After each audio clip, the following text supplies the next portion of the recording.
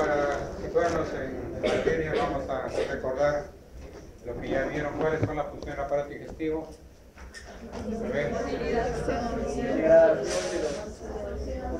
Absorción. ¿Para qué tenemos el aparato digestivo?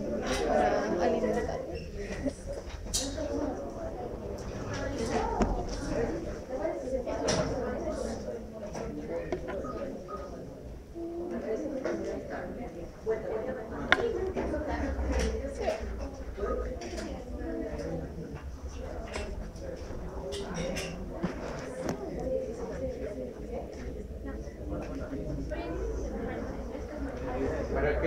¿Para qué tenemos el aparato digestivo?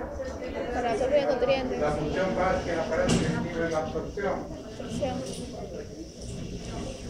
Y la absorción es el pasaje de nutrientes desde el aparato digestivo hacia el compartimiento vascular. Realmente el tubo digestivo en sí es como una continuación del medio ambiente, de modo que cuando los alimentos están en el tubo digestivo todavía no son aprovechables por los tejidos, de modo que todavía no nos pertenece. Recién cuando pasan a la sangre están disponibles para el absorbimiento de los tejidos, de modo que la función básica, fundamental del aparato digestivo es la absorción. Pero recordamos que la absorción solamente es posible de sustancias elementales. A ver si terminamos de acomodarnos, por favor. Decíamos que la absorción solamente es posible de sustancias elementales. Solamente se absorben los aminoácidos, los monosacáridos y los ácidos grasos. Moléculas elementales, moléculas que no tienen enlaces intramoleculares. Pero justamente no es eso lo que comemos. Los alimentos podríamos clasificarlos en proteínas, carbohidratos y lípidos. Las proteínas son macromoléculas formadas por unidades que se llaman los aminoácidos, unidos por enlaces peptídicos. Los carbohidratos igualmente son macromoléculas formadas por unidades que se llaman los monosacáridos, unidos por enlaces glucosídicos. Los lípidos igualmente son macromoléculas cuyas unidades elementales son los ácidos grasos, unidos por enlaces tipo éster. Estos son los alimentos que comemos. Estos, vuelvo a decir, no pueden ser absorbidos, deben ser fragmentados a sus unidades elementales. Las proteínas, aminoácidos, los polisacáridos, los monosacáridos y los ácidos grasos los lípidos a ácidos grasos. Entonces deben ser fragmentados, deben ser demolidos a sus unidades elementales. A ese proceso de fragmentación llamamos digestión. O sea, antes de que los alimentos sean absorbidos deben sufrir un proceso de digestión. ¿Y quién se encarga de la digestión? Las enzimas. ¿Qué enzimas digieren las proteínas? Asociadas. A los carbohidratos, amilasas, y a los lípidos, las lipasas. Entonces, otra función importante previa a la absorción es la digestión. Entonces, una primera función de la absorción, la digestión. Para la digestión necesitamos enzimas. ¿De dónde salen las enzimas? Las enzimas salen de la secreción glandular. ¿Qué glándulas tenemos? Empezamos por arriba. Salivales. ¿Qué enzimas tienen las glándulas salivales? Amilasa salivar. Amilasa y lipasa. La siguiente es las glándulas esofágicas, que solamente son glándulas mucosas, de modo que no tienen enzimas, no sirven para la digestión, solamente para la lubricación. Las siguientes glándulas son las glándulas gástricas. ¿Qué enzimas tienen las glándulas gástricas? Milasas, no. Proteasas y lipasas. Acá nos pasó a dibujar el páncreas.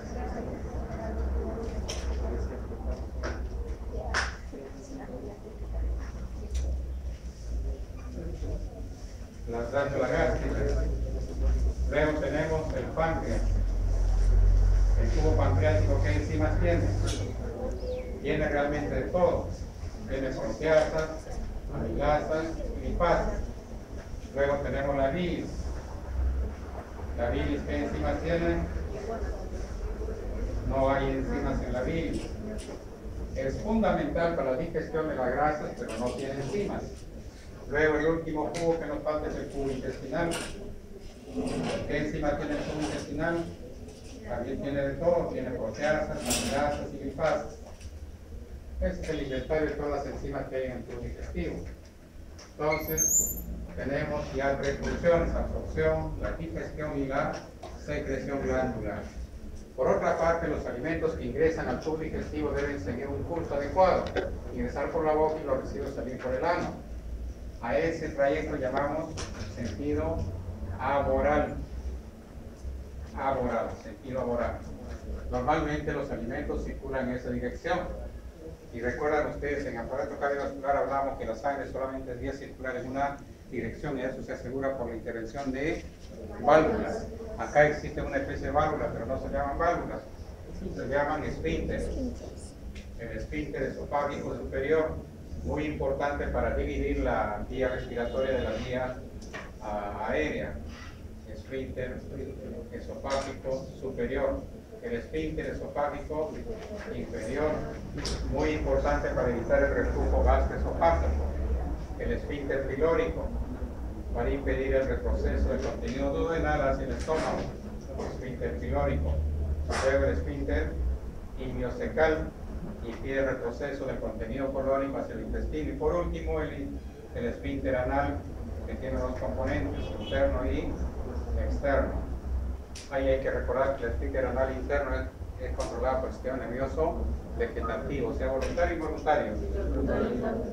Sistema nervioso vegetativo, y el externo está controlado por el sistema piramidal. Piramidal, eso significa que es control voluntario. Bien. Luego decíamos que este tubo debe hacer circular los alimentos, debe ser capaz de mezclar las secreciones con los alimentos, o sea, debe tener una motilidad. La cuarta función es la motilidad. Hay dos tipos de movimientos: un movimiento que hace avanzar los alimentos, se llaman movimientos peristálgicos, movimientos propulsivos, que mueven, que empujan los alimentos en sentido laboral, y son los movimientos peristálticos. Otro tipo de movimientos son los movimientos que permiten la mezcla del contenido de los alimentos con las secreciones. Son los movimientos de mezcla. Los movimientos de mezcla son los movimientos de segmentación. Entonces, una función importante también la motilidad. Por otra parte, el tubo digestivo es una vía de ingreso de microbios, y el mismo tubo está poblado por una gran cantidad de flora microbiana. Entonces deben haber mecanismos adecuados para defendernos de la agresión microbiana en todo el tubo digestivo. Otra función importante es la inmunidad. Tenemos una clase sobre esto, así que lo dejamos ahí nomás. Esas son las funciones principales del tubo digestivo. Entonces ya vieron ustedes la función, la motilidad en clases anteriores. Después han visto en parte la secreción glandular, la secreción salival, gástrica. Y esta vez vamos a hablar sobre la secreción pancreática. La secreción pancreática, en resumen, tiene dos componentes básicos: enzimas y bicarbonato. ¿Para qué servirá el bicarbonato? El bicarbonato, ¿qué tipo de sustancia es? Alcalina, es una sustancia básica. ¿Para qué nos servirá? ¿Recuerdan ustedes que en el contenido gástrico es un pH muy ácido? El pH es menos de 2, algunos dicen 0.84, un pH muy ácido. El estómago tiene mecanismos para defenderse del ácido, ya ustedes han visto en el conversatorio, en la clase también, cuáles son esos mecanismos que le permiten al estómago hacer frente a ese ácido. El duodeno no tiene esos mecanismos. Entonces, el duodeno, ¿qué debe hacer en cuanto recibe el ácido que viene del estómago? Neutralizarlo. ¿Y con qué va a neutralizar? Con una sustancia alcalina que es el jugo pancreático. Entonces, el bicarbonato, el jugo pancreático, nos sirve básicamente para neutralizar el ácido que viene del estómago. Por otra parte, el estómago vienen también proteínas, vienen lípidos, grasas que hay que digerirlos. Entonces, ¿qué necesitamos para la acción digestiva? Las enzimas. Entonces, el páncreas básicamente tiene dos componentes básicos. El bicarbonato y las enzimas, ¿no? Las enzimas y bicarbonato. Vamos a hablar de la colecistoquinina, la secretina, imagino que ya vieron, pero de todas maneras vamos a revisar, es importante. El páncreas, como ustedes recuerdan, es una glándula de secreción mixta, una parte es el páncreas exocrino, está formado por los acinos, que son esas esferas, formado por los acinos y los conductos.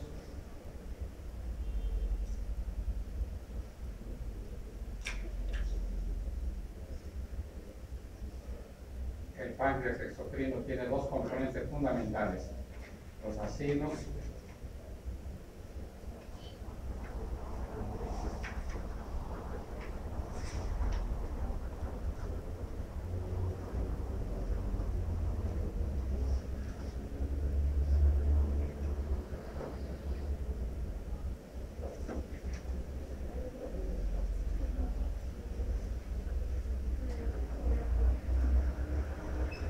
antes de desembocar se une con el colédoco y juntos desembocan en donde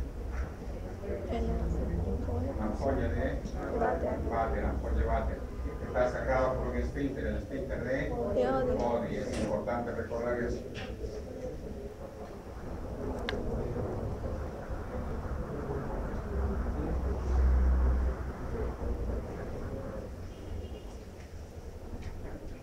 Entonces, el páncreas exocrino estaba formado por los acinos y por los conductos.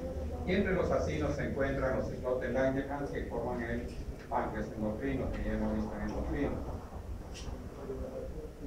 Bueno, entonces el páncreas exocrino decíamos que estaba formado por unas esferas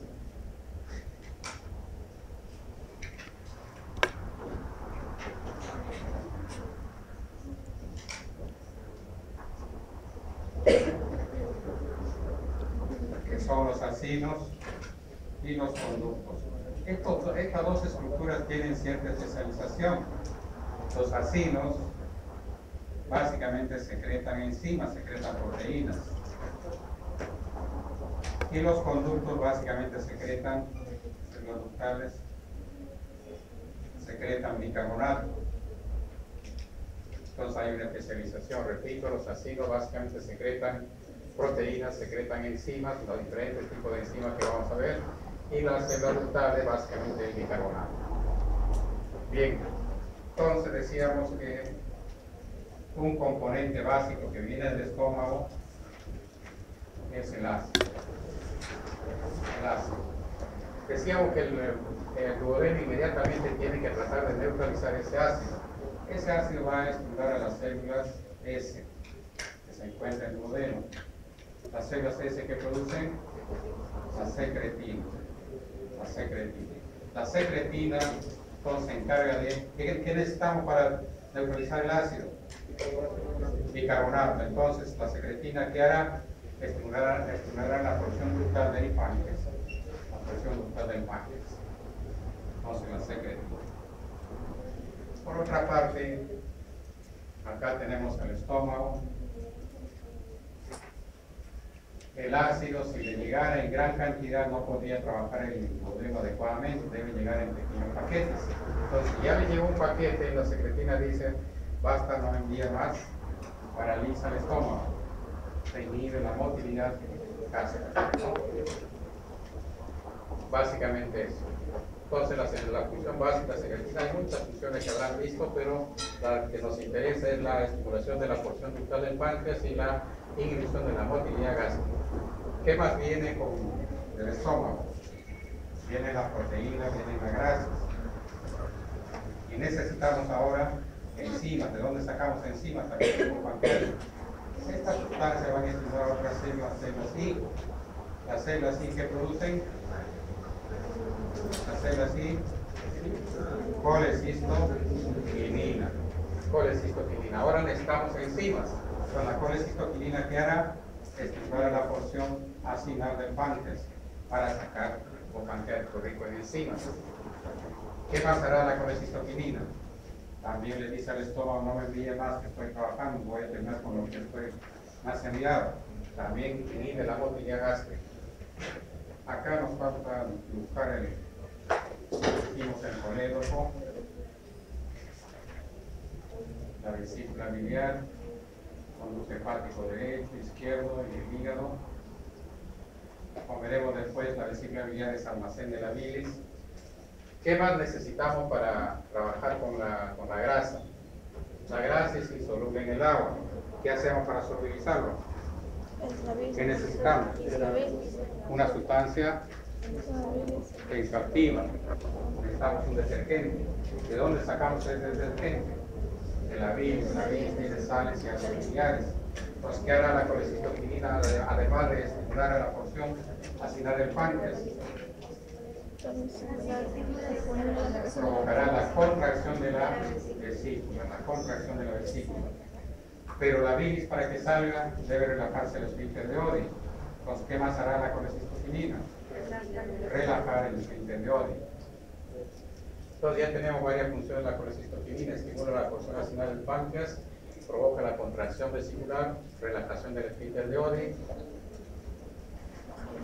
y una acción secundaria es relajación del esfínter esofágico inferior. Entonces, si comes abundante grasa, produces abundante colecistoquinina. ¿Alguna vez se habrán acostado después de comer abundante grasa? ¿Qué sienten después de un rato? Acidez, está algo en el esófago. ¿Qué pasó? Se relajó el esfínter esofágico inferior y hay regurgitación de contenido gástrico. Por ese efecto de la colecistoquinina relajar el esfínter esofágico inferior. Tiene otra acción también. ¿Recuerdan por qué tenemos hambre? Y no hemos comido, dicen por ahí. ¿Por qué tenemos hambre? Porque hay un centro del apetito que está enviando impulsos a la corteza y está pidiendo, oye, pide comida. Entonces tenemos hambre. El centro del apetito estimula la corteza y la corteza nos da la sensación de hambre. Resulta que este centro tiene una función tónica. ¿Qué quiere decir eso? Que siempre está funcionando. Si fuera por ese centro, todo el tiempo estaríamos con hambre. ¿Cuándo se va a callar? ¿Cuándo va a dejar de pedir hambre? Solo cuando otro centro, el centro de la saciedad, le diga ya, oye, cállate, ya no pida más comida. Entonces el centro de la saciedad, cuando se activa, se inhibe el centro del apetito y dejamos de tener hambre. La colecistoquinina activa el centro de la saciedad. Por eso es que habrán notado que después que comen abundante grasa rápidamente se llenan, sienten una sensación de plenitud, de llenura, por efecto de la colecistoquinina sobre el centro de la saciedad. Bueno, son los puntos que nos interesaba recordar. Entonces la colecistoquinina, ¿quién produce? Las células I. ¿Cuál es el efecto? Su efecto fundamental que no se importa es la acción estimuladora sobre las células acinales del páncreas, y entonces produce un jugo pancreático rico en enzimas. Y además provoca la contracción de la vesícula, relajación del esfínter de Oddi, paraliza la motilidad gástrica, relaja el esfínter esofágico inferior y activa el centro de la saciedad.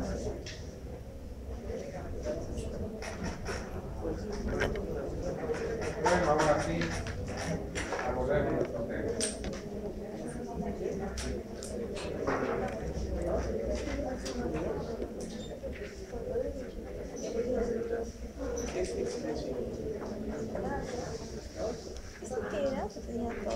Puedo recordar las relaciones anatómicas. Conducto pancreático, el conducto colédoco, punto de desemboque en la folla de Barrett, cerrado por el esfínter de Oddi, el páncreas con sus dos componentes. Bueno, no hay nada que recordar ahí. El colédoco, que viene de la vesícula biliar, el cístico. Cuando se hace colecistectomía, justo se corta acá a nivel del cístico, se saca la vesícula. Conducto hepático derecho, izquierdo, conducto hepático común. Bueno, la estructura histológica, y bien recuerdan. Acá vamos fijando los acinos y el conducto. Los acinos son estimulados por la acetilcolina, la colecistofilina, bombecina, la sustancia P, los conductos por bicarbonato, la cicletina, el BIP, a través de la activación del AMP cíclico. Estos activan el calcio. Al día se producen de 1 a 1.2 por día, componentes básicos, agua, sodio, potasio, bicarbonato, enzimas, una gran cantidad de enzimas. Bien, las enzimas básicamente pancreáticas son de 3 tipos mencionados. Tenemos proteasas, amilasas y linfasas. En general, las enzimas que intervienen en la digestión de los alimentos son hidrolasas, es decir, ponen moléculas de agua y esa agua es la que fragmenta las moléculas. Conjunto de enzimas hidrolasas capaz de ingerir la mayor parte de los componentes de la dieta, secretada por células acinares. Bicarbonato, componente acuoso, su fin fundamental es realizar el ácido gástrico secretado por células ductales. Hay una secreción basal y una secreción estimulada. Lógicamente, secreción basal es cuando no hemos ingerido alimentos, secreción estimulada cuando hemos ingerido alimentos. También acá se habla de fases de la secreción pancreática, fase cefálica, gástrica, intestinal, igual que la secreción gástrica, ¿recuerdan? Otros aspectos más de la histología de recordar las células acinares diferentes de las células ductales. Las células acinares que producen básicamente enzimas. Las enzimas son proteínas. Acá tenemos una célula acinar con un gran retículo endoplasmático que nos indica que tiene una gran actividad sintética, una gran cantidad de mitocondrias, que nos indica que es una célula muy activa, de un metabolismo muy activo, un aparato de Golgi muy desarrollado, que significa también que sintetiza una gran cantidad de sustancias, y esas sustancias, esas enzimas elaboradas se almacenan en gránulos. Sinógeno es otro sinónimo de enzimas inactivas, listas para su secreción. Como son proteínas, no pueden secretarse por difusión. ¿Cómo saldrán? ¿Cómo saldrán? Por exocitosis. Otro dibujo de lo mismo, las células acinares, las células ductales. Recordamos que el páncreas tiene un componente endocrino, un componente endocrino, glucagón, células alfa, beta, la célula beta de la insulina, célula D de las somatostatina, célula F, polifacto pancreático. ¿Qué cosa hace la somatostatina? ¿Recuerdan? Cualquiera que se encuentre, con quien sea que se encuentre, siempre inhibe la secreción exocrina, rico en bicarbonato para neutralizar el ácido en el estómago, y las enzimas digestivas. Más o menos recordar que la secreción pancreática es de 1 litro por día, en promedio. Un promedio acá hablan de 1500 mililitros por 24 horas, gran contenido de enzimas para la digestión de todo, para el carbohidrato, proteína, lípidos. Por la gran cantidad de bicarbonato que tiene, el pH es alcalino, vean ustedes la cantidad de bicarbonato que tiene. ¿Cuánto es el bicarbonato plasmático? ¿Recuerdan? 24. ¿Y eso qué pH da? 7,4. Imagínense un líquido que tenga 70 miligramos por litro, a veces 130, será un líquido muy alcalino. Es el líquido más alcalino que hay en el organismo. La digestión de los alimentos y la neutralización del ácido en el estómago. Estas son las dos funciones del jugo pancreático.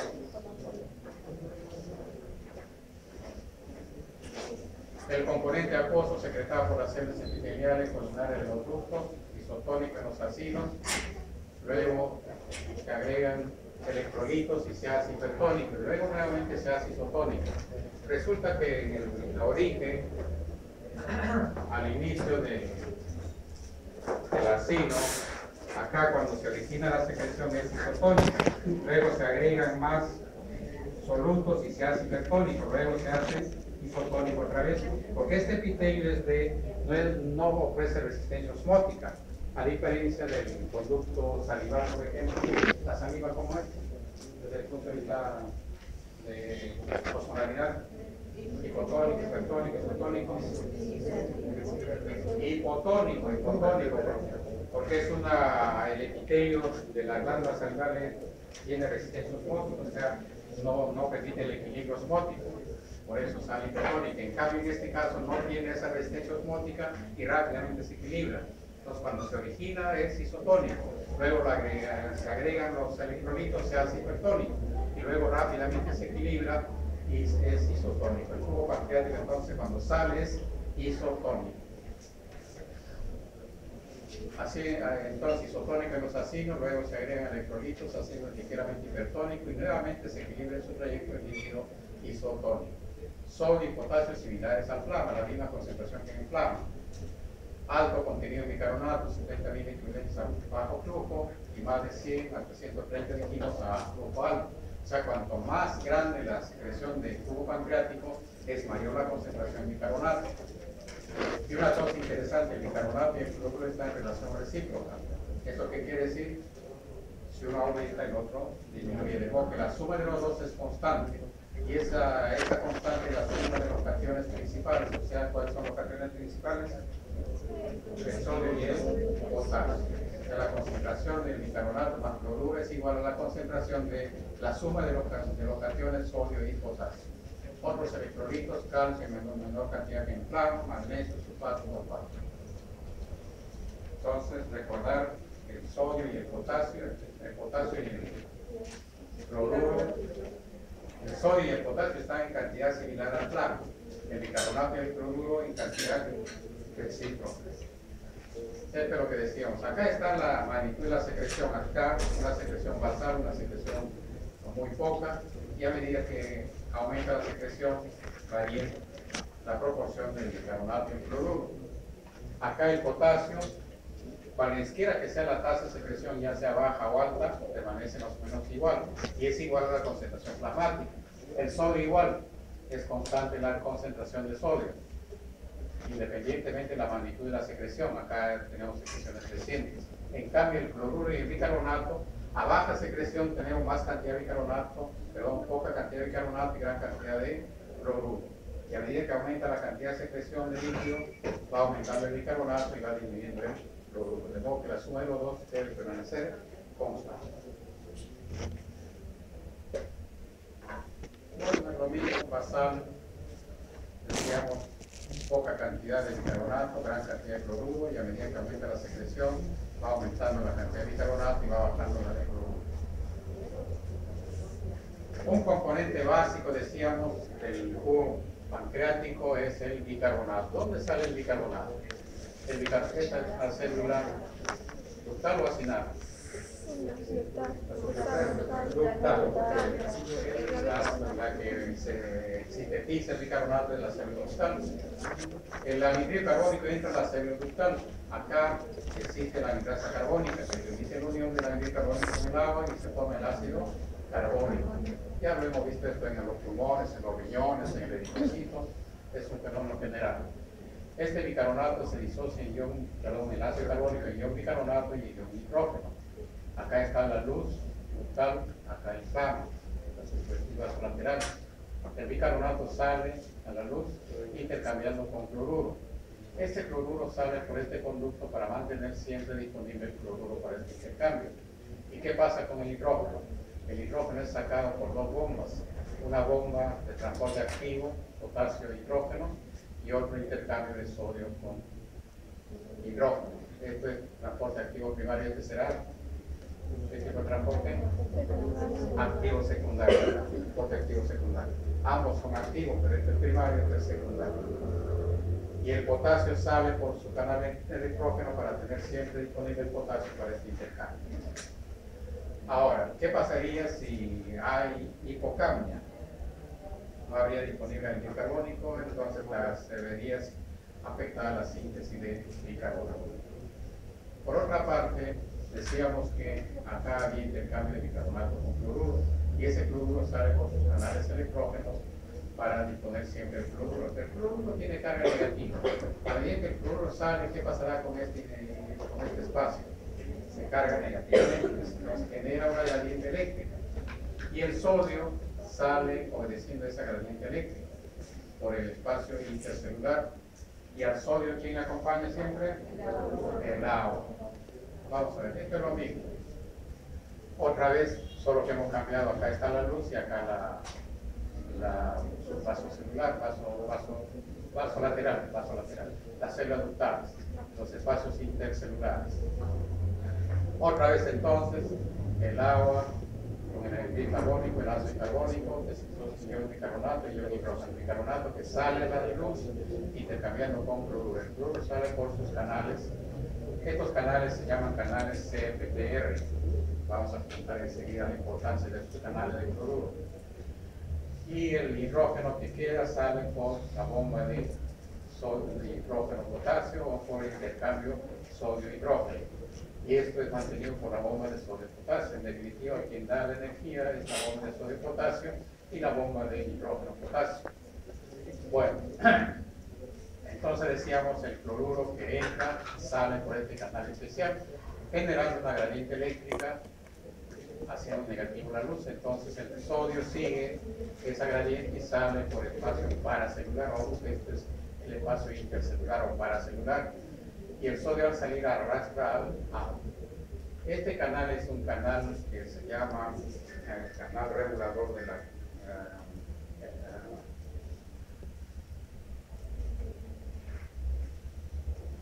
bueno, el problema es ¿qué pasaría si no sale el cloruro de la fibrosis quística? Es canal regulador de la fibrosis quística. El problema es ser viejo, la neurona no funciona bien. No soy culpable de mi neurona que han envejecido. Bueno, aparte de eso, decíamos, ¿qué pasaría si el cloruro no sale? No sale el sodio. Si no sale el sodio, tampoco sale el agua. ¿Y cómo serán las secreciones? Secas, falta de agua. Y lo mismo ocurre en el epitelio bronquial también. Entonces, ¿cuál sería el problema acá? Que el jugo pancreático no va a fluir adecuadamente. Y como veremos, acá están las enzimas, las proteasas que se pueden activar y producir pancreatitis. Y en la vía respiratoria, si no sale, si el moco espeso no sale, ¿qué pasará? ¿El moco para qué sirve en la vía respiratoria?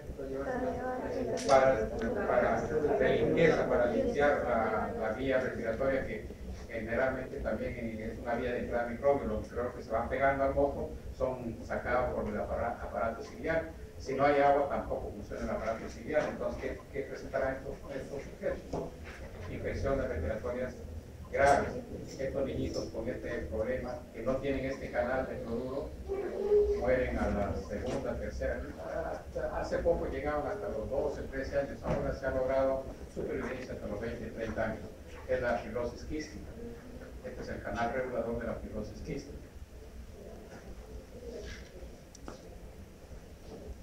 Entonces, importante ese canal de cloruro.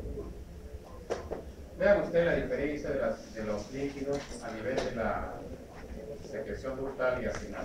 Cuando sale, dijimos era un líquido isotónico, luego se hace hipertónico, luego otra vez isotónico. Pero acá que se secreta básicamente enzimas. Acá predomina el sodio, prácticamente casi como el plasma. Acaba de producirse en la composición del parecido al plasma. Gran cantidad de sodio, poco bicarbonato, gran cantidad de cloruro, poco potasio. Acá en la región ductal ya ha recibido el aporte de una serie de electrolitos y el aspecto cambia. El sodio sigue siendo alto, el potasio sigue siendo bajo, pero el bicarbonato y el cloruro han invertido su ámbito, ¿no? Algunos teóricos han mencionado de que ¿para qué nos sirve, dijimos, el bicarbonato?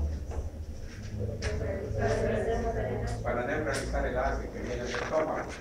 Han hecho mediciones de modo que la cantidad de bicarbonato que se secreta en 24 horas es igual a la cantidad de ácido producido en 24 horas, de modo que sería equivalente. Por eso las curvas son superpuestas, solo que en el tiempo primero es el ácido y después el bicarbonato, lógicamente.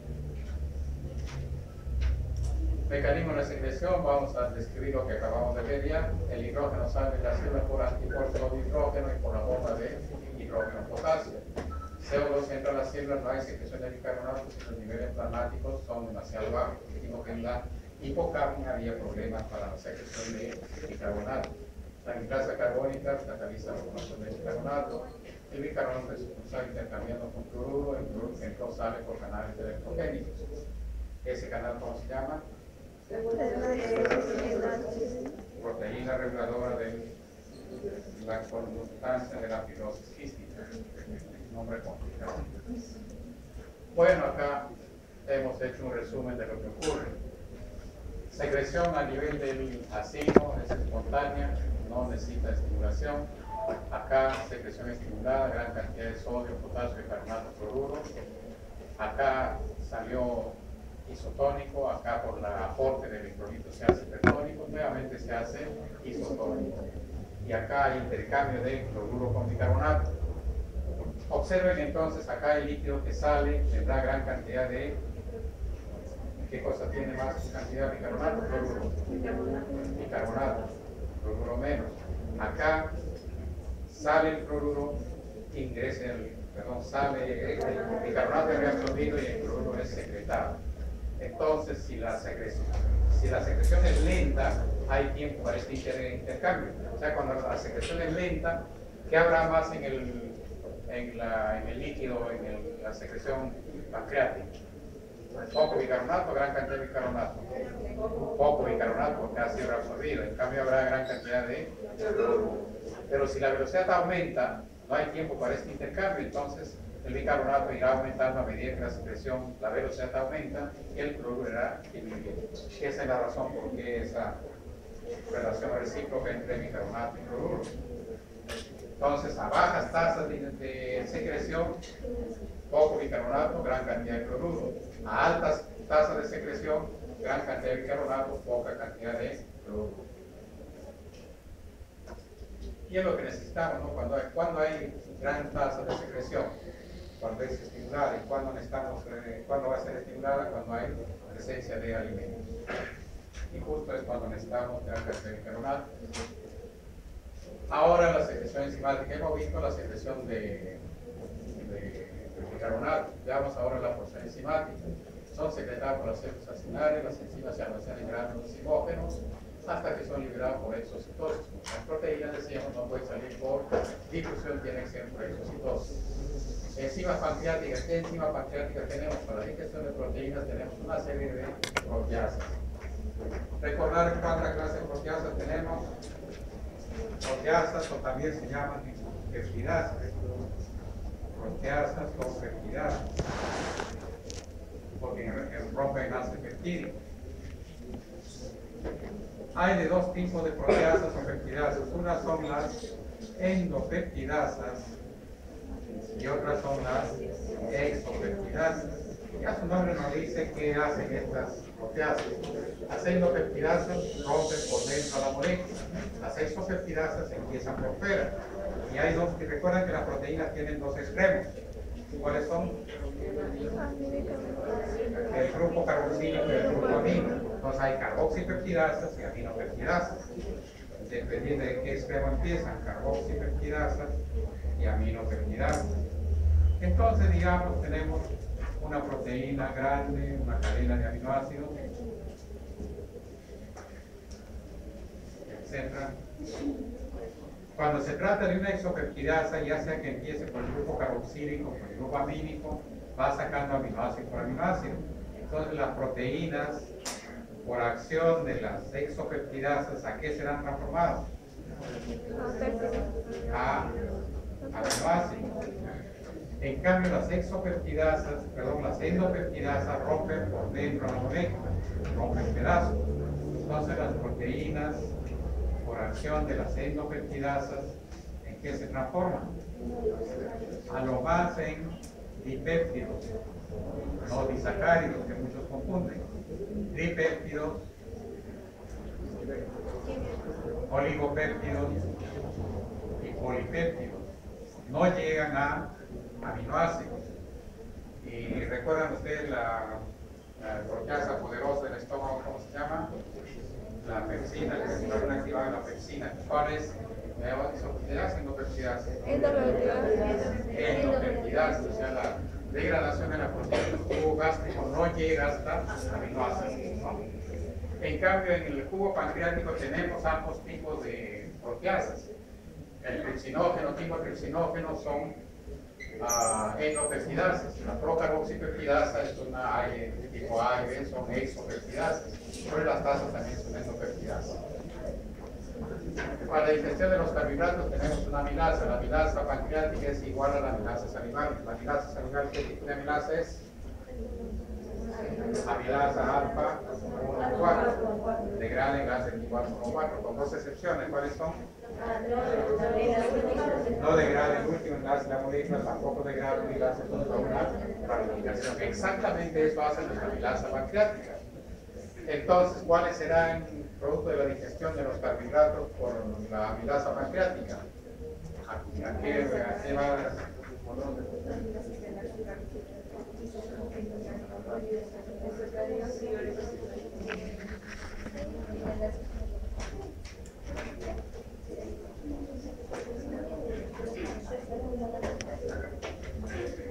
Entonces los carbohidratos por acción de la amilasa salival, que es una alfa amilasa 1,4, ¿a qué es degradado? Disacáridos y oligosacáridos o alfa-dextrinas limitantes.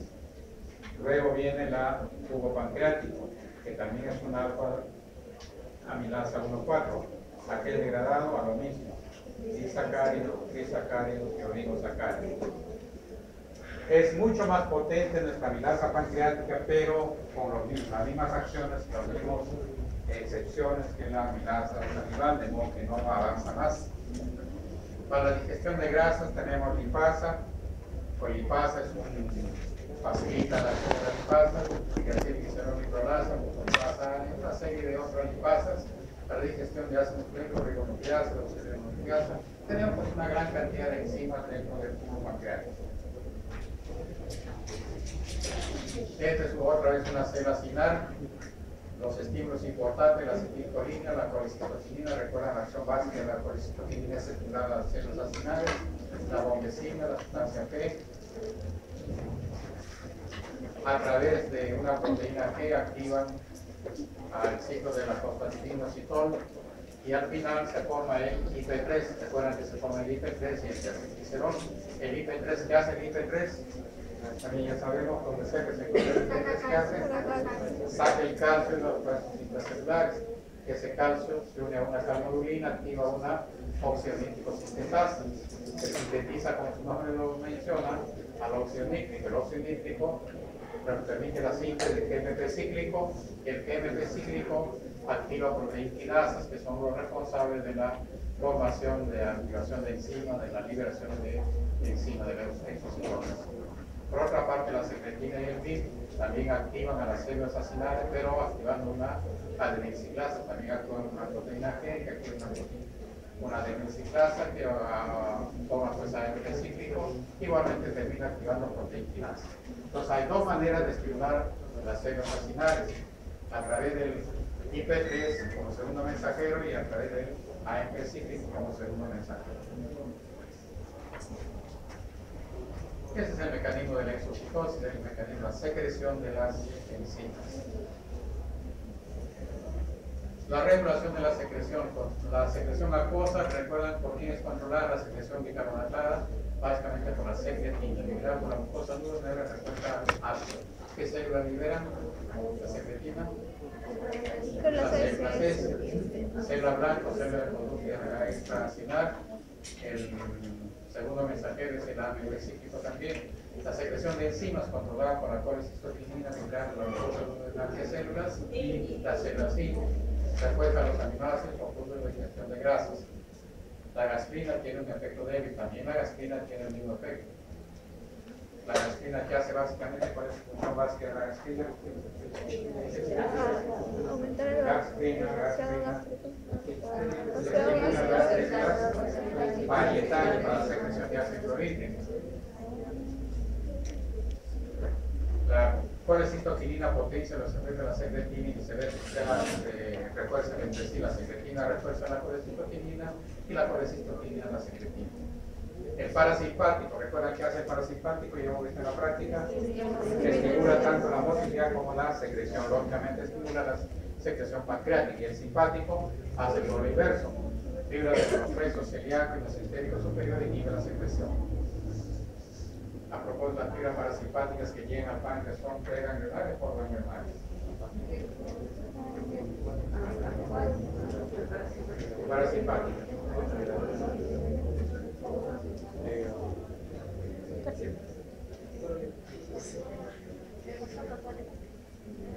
A ver, ¿ya decidieron? Hemos hablado de neuro, hemos mencionado el cardiovascular y habrán visto al hablar del aparato neuroentérico también.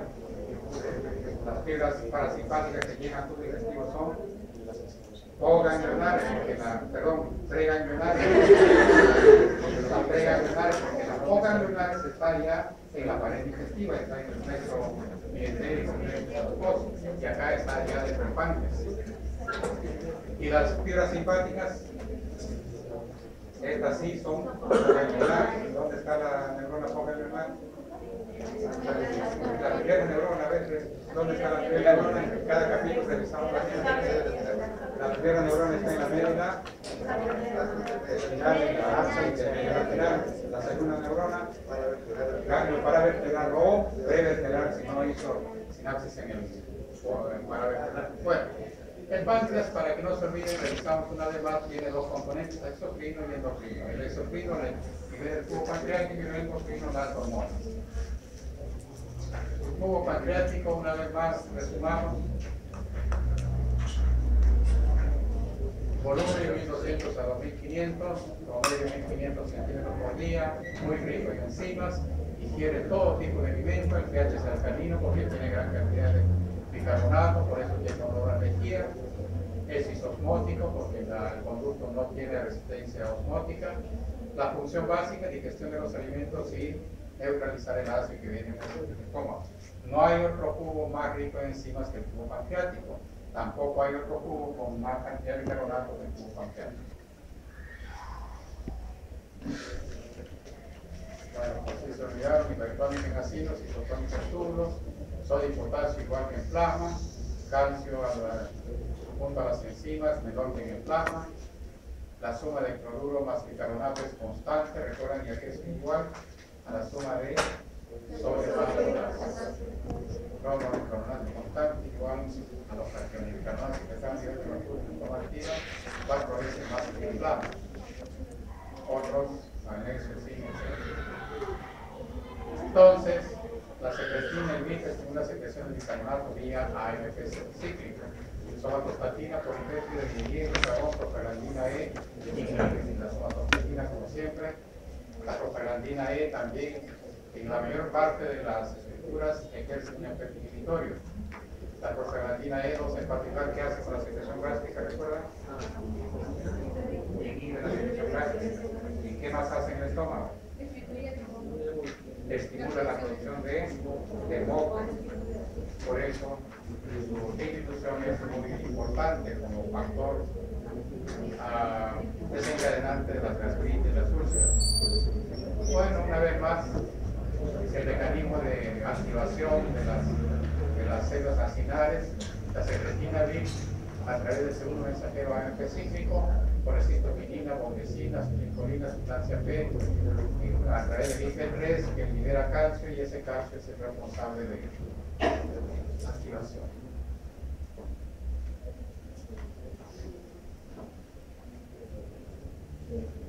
Creo que a uno de mis grupos le dije equivocadamente que la bombecina es el mismo HIP. No es el HIP, es el péptido liberador de la gastrina. La bombecina es el mismo péptido liberador de la gastrina. O sea, la acetilcolina estimula directamente a las células paritales a través de sus receptores propios o a través de la bombecina, a través del péptido liberador de la gastrina.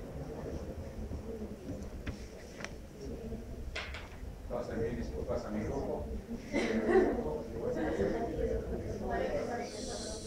Bueno, lo mismo pues,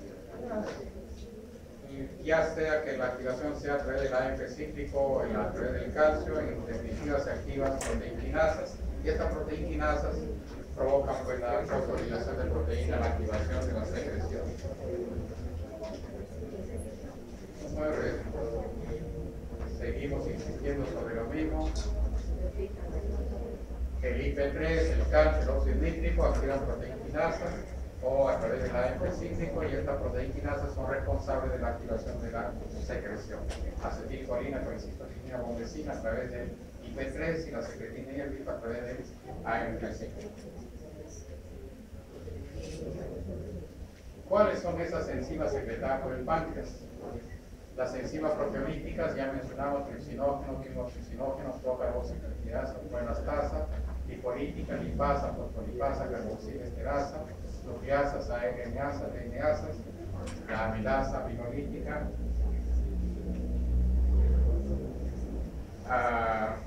los conductos pancreáticos, ¿de qué están hechos? ¿De qué están hechos con los tejidos? Básicamente de proteínas. Y nuestras enzimas, tripsinógeno, quimotripsinógeno, procarboxipeptidasa, proelastasa, que son proteasas. ¿Qué pasaría si estas enzimas estuviesen activas dentro del páncreas? ¿Qué pasaría? Dañaría el tejido del páncreas.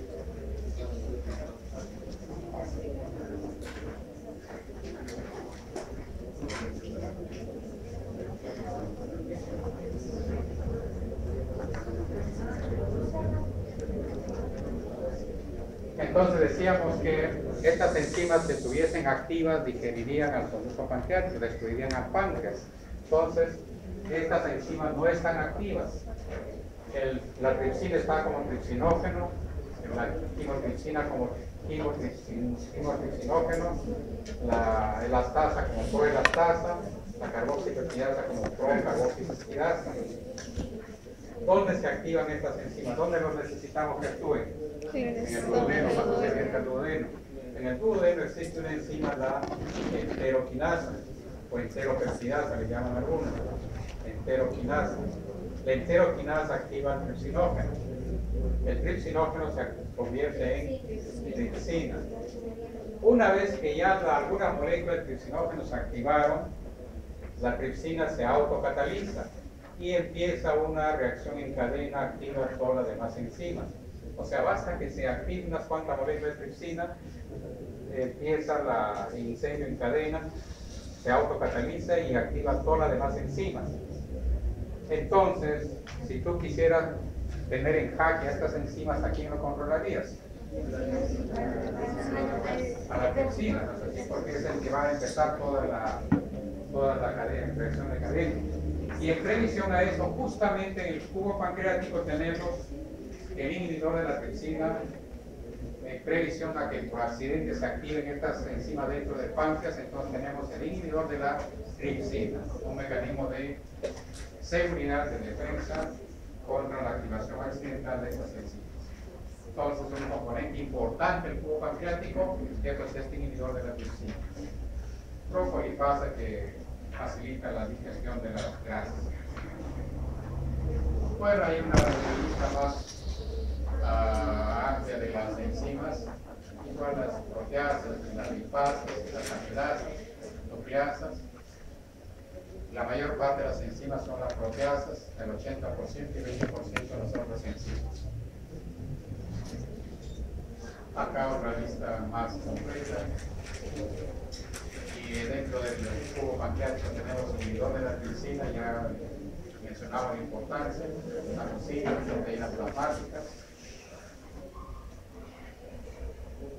La colecistoquinina, principal secretagogo. Secretagogo es una sustancia que estimula la secreción de células acinares, regula a nivel transcripcional y post-transcripcional.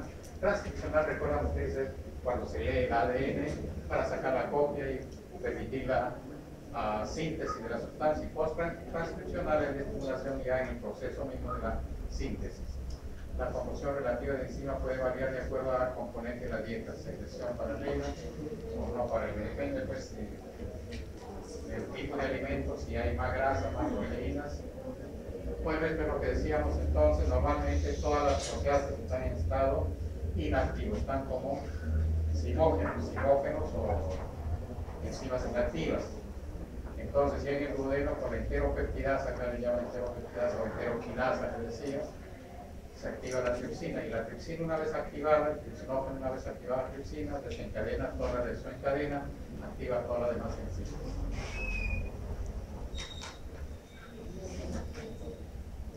Alguna palabra sobre el tripsinógeno. Es una enteropeptidasa activada por la enteroquinasa autocatalítica. Para activarlo se saca un péptido hexapéptido terminal. O sea, el mecanismo de activación es lo mismo que ya hemos visto en las hormonas, hemos visto en los factores de población, como es la proteína inactiva, una cadena larga. Para activarlo sacamos un polipéptido y queda activado. Los factores de población hicimos un bozal, sacamos el bozal y queda activado. Igual se saca el hexapéptido terminal y queda la molécula activa.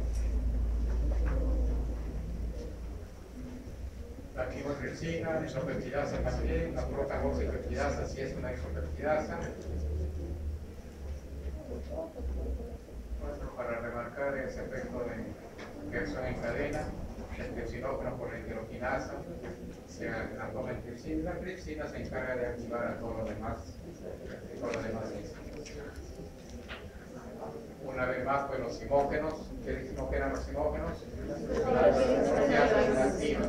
Llegan al duodeno, acá por acción de la enteroquinasa que se encuentra en el reborde del cepillo de la mucosa intestinal, se activa la tripsina y la tripsina activa todo lo demás.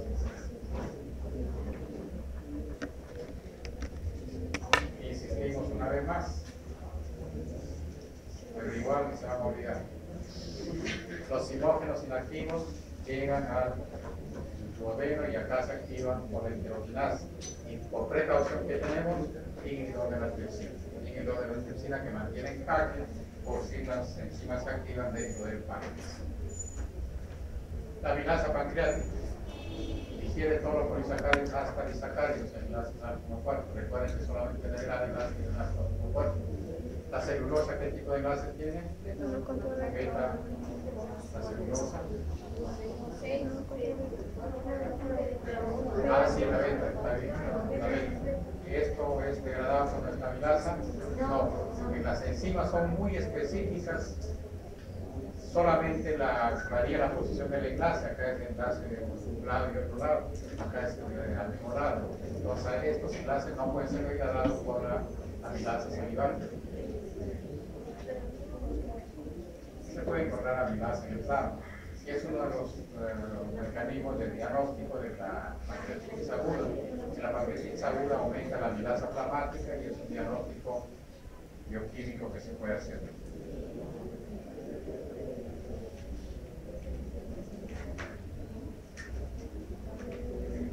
Las lipasas son secretadas en forma activa, pueden interfase agua lípido, requieren sintetizar unidades de calcio.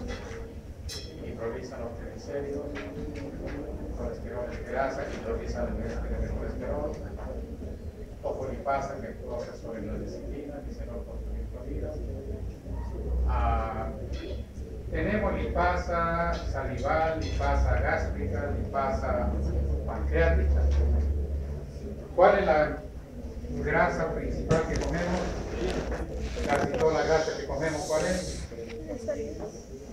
Los triglicéridos, un poco de colesterol, un poco de fosfolípidos, casi toda la grasa que comemos son los triglicéridos. Y los triglicéridos están formados por un glicerol y 3 ácidos grasos. Esas lipasas, salival, gástrica, pancreática, común, fácilmente degradan estos enlaces. Pero estos enlaces son algo resistentes, o sea, al final, ¿qué cosa vamos a tener? Ácido graso más monoglicérido 2.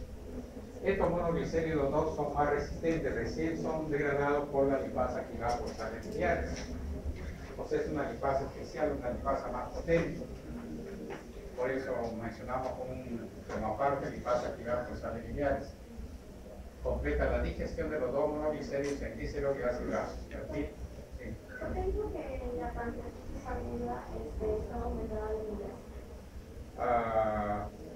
O sea, cuando normalmente todas las enzimas están secretar los enzimas renales, están en conducto pancreático, se vierten al duodeno y no pasan a la sangre. Como pasan muy poca cantidad, por eso encontramos cierta cantidad de amilasa. En la pancreatitis hay destrucción de los conductos, entonces los productos de los componentes del tubo pancreático pasan a la sangre y aumentan la amilasa. Todas las enzimas también, por supuesto, pero la amilasa en particular es fácil de dosar y por eso utiliza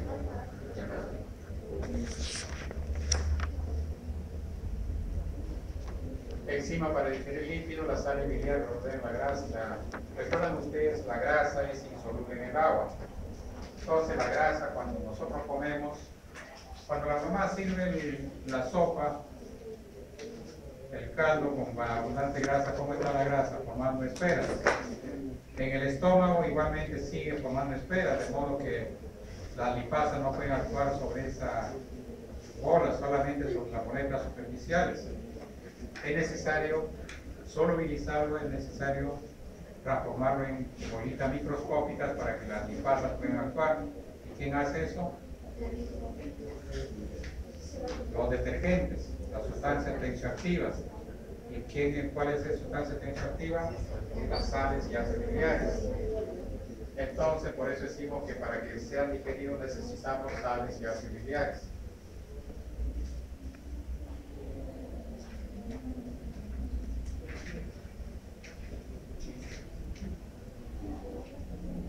Por otra parte, las lipasas, ¿qué son químicamente? Proteínas. Los lípidos, pues las grasas son lípidos y liposolubles. ¿Cómo se junta una proteína con una sustancia liposoluble? No pueden juntarse.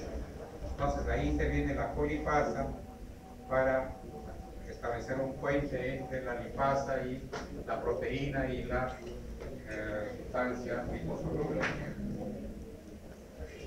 Esa es la acción de la colipasa. Nucleasas ya fácilmente se reducen para degradarlo al DNA, degradarse de y luego de las tripsinas se secretan junto con las coenzimas porque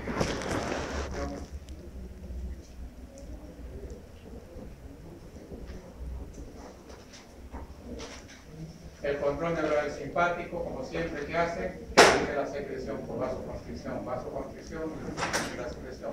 Parasimpático, reflejo vasopancreático. Hay un mecanismo, después vamos a revisar la fase cefálica de la secreción pancreática. Tú empiezas a secretar jugo pancreático cuando el alimento recién está en el estómago, por esto reflejo gastropancreático. Es una secreción enzimática mediada por las anticoagulantes. La secretina básicamente estimula la porción ductal del páncreas y provoca la secreción de bicarbonato. La colecitoquinina básicamente estimula la secreción acilar y estimula la secreción de enzimas. La gastrina ascorbina. Para que no se olviden, todas las porciones acilares estimuladas por la porción por la colecitoquinina.